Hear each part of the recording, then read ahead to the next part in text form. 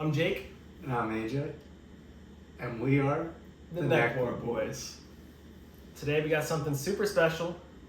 It is the 13th Colony's 15th anniversary release. It's aged 8 years and 9 months, but also think about this, in the South it's a little hotter, and when they age things down there, it ages much more rapidly than it would in Kentucky or like around Bardstown, around Louisville. So always hold that in mind, and that's like a big thing with salt-fed wheat also, that aging down there is just such a more rapid pace. Yeah, I feel like some places that still will be a factor, but it will age too quickly. I think Georgia, I guess, is a good in the medium, not too quick, not too slow. But yeah, an 8 year is definitely going to be ideally better than something that's like 9 from, let's say, Texas. I don't know, too hot. But cool. Yeah, this one clocks in at a solid 139.2, so almost a hazmat, but they just cut it a little bit short.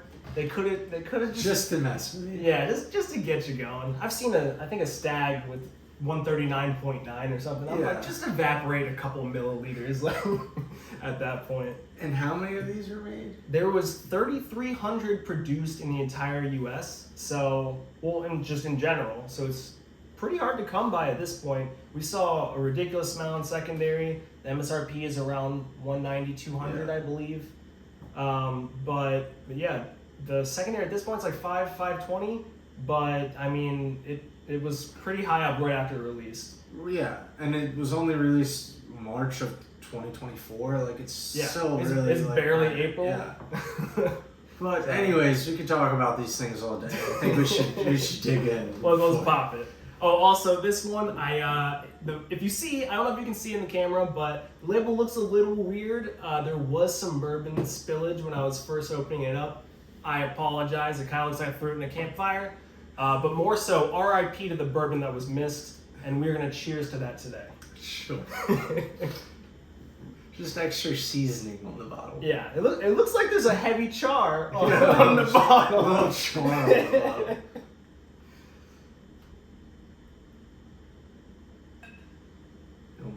No, I'm good. Sure. Yeah, I appreciate not being the pour because I've been told I have a heavy hand. It's probably true. I'm not gonna discount that whatsoever, but let's see. Even with only a little bit in the glass, I don't know if you can tell, but that is some dark juice. So, but this isn't as dark as their double oak. The double oak is straight up motor oil black. Mahogany. Mahogany. You could not see through it if you tried. This is still pretty dark, especially for an 8 year. Like you associate a little bit more color the longer that it ages, but this is.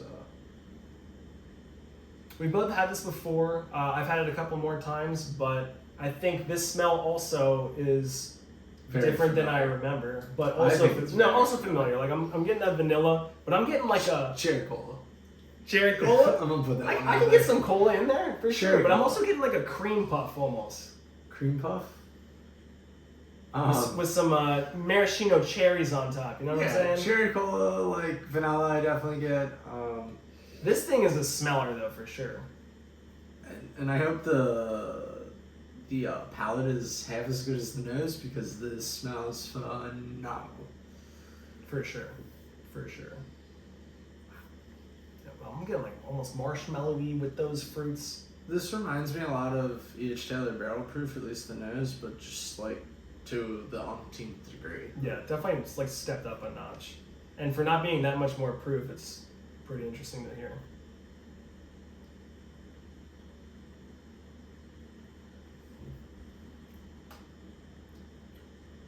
Let's say that bad boy is thick. Leather, right off the bat. Yeah, right when it hits my tongue. Some raisins, some dark fruit.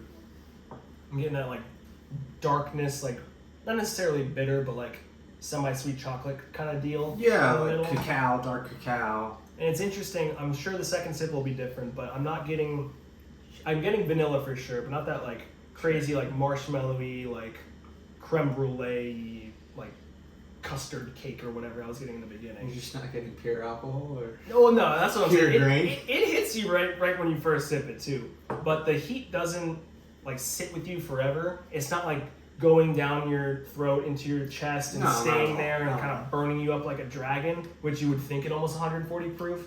I took a big sip at first and it really kind of. I feel like I did, but I feel like I normally do anyway.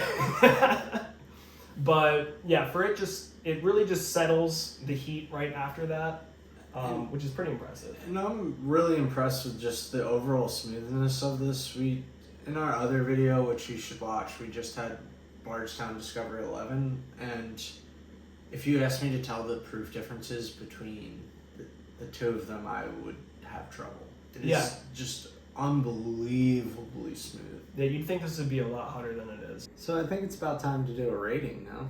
I think we should rate it. For something like this, doesn't come around often, it sounds like a good deal.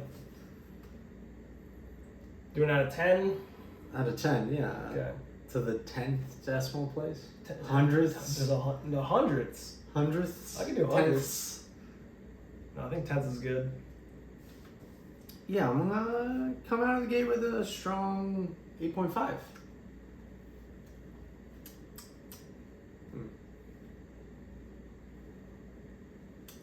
I don't want to be a copycat. I'm gonna say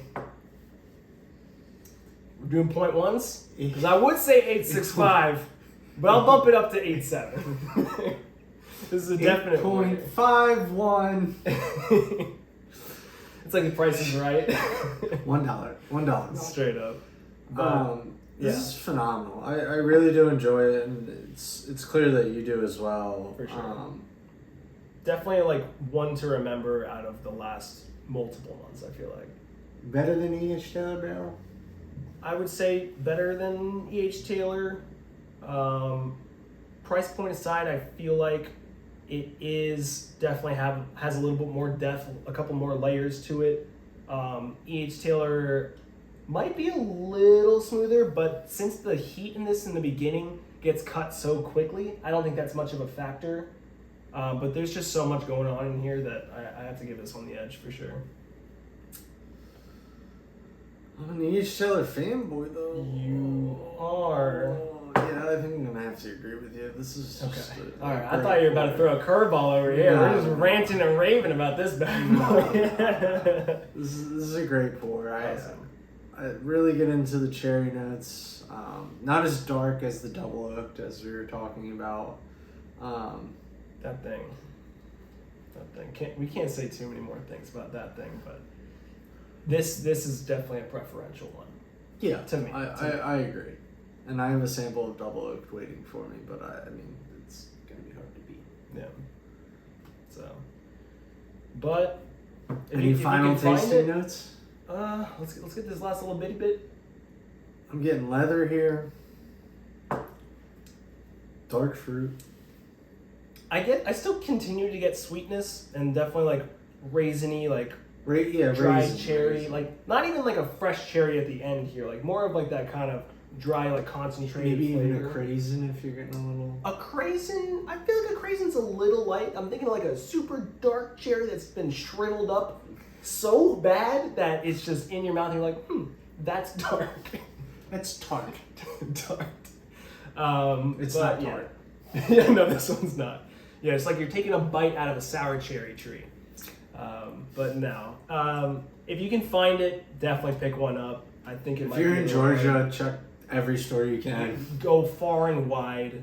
You might still have time. It's been maybe 5 weeks since it's been out, 4 weeks. Yeah. So it's been a while. Obviously, I've been sharing with a bunch of people. We've all been having similar opinions about it, but I wouldn't have had it any other way, honestly. Yep. And same for me here. Definitely a buy. Definitely a buy. I'm AJ. I'm Jake. And we are the NeckPourBoyz.